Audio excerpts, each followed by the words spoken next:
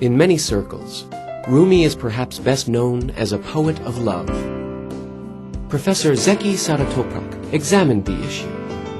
The concept of Insan al-Kamil is the goal for Rumi's understanding. Insan al-Kamil is a perfect human being. To be a perfect human being. Actually, Rumi's teacher, Burhanuddin Tirmizi, says he asks Rumi to be in such a position, to be a perfect human being. Maybe in modern day English, when you say perfect human being, may not be appropriate because we say only God is perfect. But maybe we can say perfected human being, to acquire certain qualities. And he says the quality of such a human being would be knowledgeable, Gnostic, lover of God, a friend of God, and a beloved of God. So these are the qualities of the human being that Rumi perceives.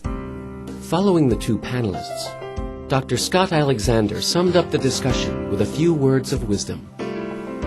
Rumi tells a famous story, ultimately from a Buddhist source, in which people encounter an elephant for the first time in their lives.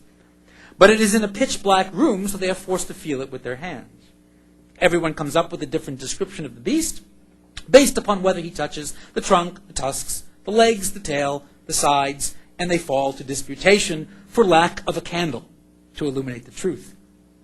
As Nazargah goftishon shod mukhtalaf, it was because of their vantage points that they disagreed.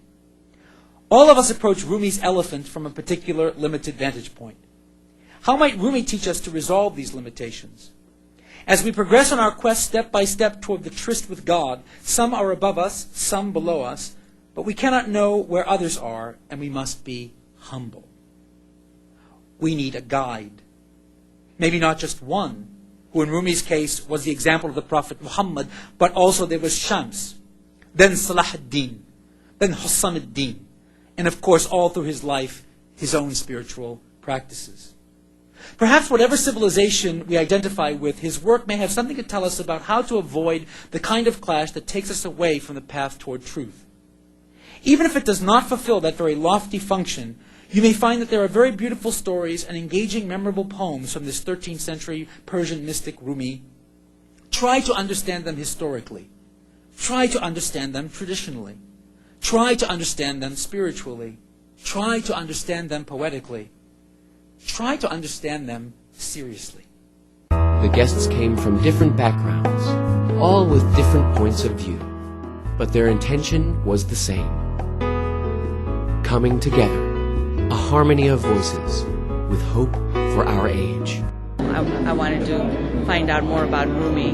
Rumi had always interested me, his poetry. And of course I read the translations. And so I've been very interested, and I thought this would be a good place to get some more education about it. We are one world made of different nationalities, cultures, behaviors. I have many friends who are from different countries, and I learn from each and every one of them. And I teach them my own culture. I walk over baklava or burek to show them who I am. And that's what we need to do. We need to mix and mingle and do more programs. Having a lot of movie stars reading Rumi's poetry, it's a different experience than hearing scholars talk about him. So I have to assimilate everything that I heard tonight and try to understand it more and go back and maybe look at a poem and read it in a different way. Unfortunately, with the state of religious education in Chicago right now, there's not enough work on education with Rumi and what he did, his writings and his beliefs, so I found it to be very informative. One of the professors point out the point of love and compared to Nursi, how Rumi think of love and how Nursi applied it for the contemporary. This is very important. How can you transfer the teaching to the practice? I think this kind of relationship, dialogue, person to person, learning each other's names, listening to each other's stories, getting to know people, I think this is extremely important, and Niagara has been very good at that. So I hope that they continue. It's more important now than ever that the religious traditions find at their core that which unites us and brings us together. That if we go deep enough into our traditions, we touch that which is universal. I believe that that's what I perceive in Rumi and in Rumi's poetry and in his teaching as well. That there is a spiritual universe that we all inhabit, a spiritual mansion that we share. And so the degree that we can learn from each other more about our common home, the better it is. I think the Rumis are a remarkably tolerant voice. There's no my way is the highway. I mean, my way or the highway in Rumi's writings. He's very inclusive. He's very nice. He's funny, and humor gets at everybody. So I think that he's important, really, for anything that could be used to defuse possible conflict between faiths. I wasn't really familiar with Rumi, so it was very educational for myself. So I really enjoyed every aspect of it.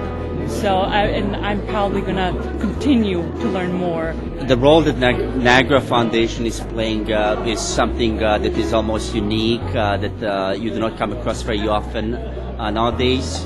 So just knowing that it promotes interfaith dialogue, it will help not only promote the culture of the country that Nagra represents, but it will also help promote the whole Islamic world in a better light, and certainly promote some of the common values and virtues of the humanity. The title of this evening's event was Rumi, A Voice for Our Times. And one of the things I really derive from this event is a real sense that Rumi does speak to us and our concerns, but situated in his own context. So we really can't understand what Rumi means for our own age and for our own context unless we allow him to speak to us as he really was. And that means restoring, for instance, his Muslimness, which in so much of the translations and popularity that Rumi has gained over the past decade in the West has been lost. So I think it's really, this conference was an important step towards heightening people's awareness that Rumi was the tolerant, saintly, love-filled man of God that he was, not despite his Islam, as some people think, but because of his Islam. That's all for now. Please join us again next time. Until then, this is Mark Huntley signing off for Reflections. Take care.